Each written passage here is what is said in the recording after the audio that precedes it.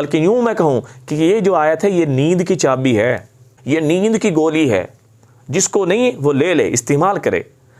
جو بچہ سوتا نہ ہو، جس بڑے کو نیند نہ آتی ہو، جو یہ کہتا ہو کہ ماں کے اندر ڈپریشن ہے، میں ڈپریشن کا مریض ہوں، اور اکثر کمنٹس کے اندر بھی ہمارے ایک دوست ہیں، انہوں نے بڑا اس وظیفے کا مجھے بارہا مرتبہ اظہار کیا، تو لہٰذا یہ اس کے لیے تحفہ ہے۔ باقی اس کے علاوہ جو بھی اس مسئلے میں گرفتار ہے، اللہ سب کو اس بیماری سے محفوظ فرمائے۔ جس کو نیند نہیں آتی، جو پریشان ہے، ڈپریشن کا شکار ہے، اس کے لیے آیت ہے، اس کا اہتمام کرے۔ انشاءاللہ تعالی اللہ کے فضل و کرم سے کچھ دنوں کے اس آیت کے اہتمام سے انشاءاللہ تعالی اس ڈپریشن سے، اس پریشانی سے اللہ اس کو نکال لیں گے۔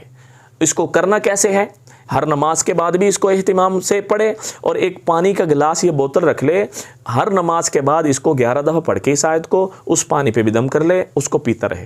رات کو جب تک نیند نہ ہے یہ آیت پڑھتا رہے، یہ آیت پڑھتا بھی رہے، پڑھتی بھی رہے۔ فَضَرَبْنَا عَلَىٰ آذَانِهِمْ فِي الْكَهْفِ فَضَرَبْنَا عَلَىٰ آذَانِهِمْ فِي الْكَهْفِ فَضَرَبْنَا عَلَىٰ آذَانِهِمْ فِي الْكَهْفِ، یہاں تک اس کو پڑھ لیں، 11 دفعہ پانی پہ دم کر لیں، رات کو پڑھ سکتے ہیں۔ اور ایک اور بات، اگر ہم اس کو قرآن کی آیت کر کے پڑھیں گے تو اس کی ترتیب تو یہ ہوتی ہے جو قرآن کی تلاوت ہوتی ہے، اعوذ باللہ من الشیطان الرجیم بسم اللہ الرحمن الرحیم، ایسے۔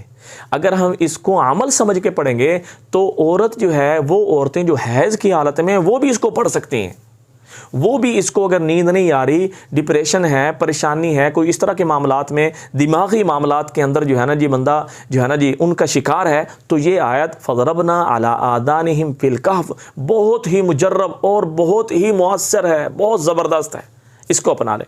لیکن اللہ پاک نے کیا کیا؟ فَضَرَبْنَا عَلَىٰ آذَانِهِمْ فِي الْكَهْفِ، اللہ پاک نے ان کے کانوں پہ تھپکی لگائی، وہ سو گئے۔ جس طرح اللہ جل شانہ نے یہ فرما رہے ہیں کہ میں نے تھپکی لگائی، گویا کہ جو بندی پریشانی میں، ڈپریشن میں، جس کو نیند نہیں آتی، یہ پڑھے گا، تو اسی طرح سمجھ لیں کہ اللہ پاک اس کے کانوں پہ تھپکی لگائیں گے، اس کو نیند آ جائے گی، وہ سکون سے سو جائے گا۔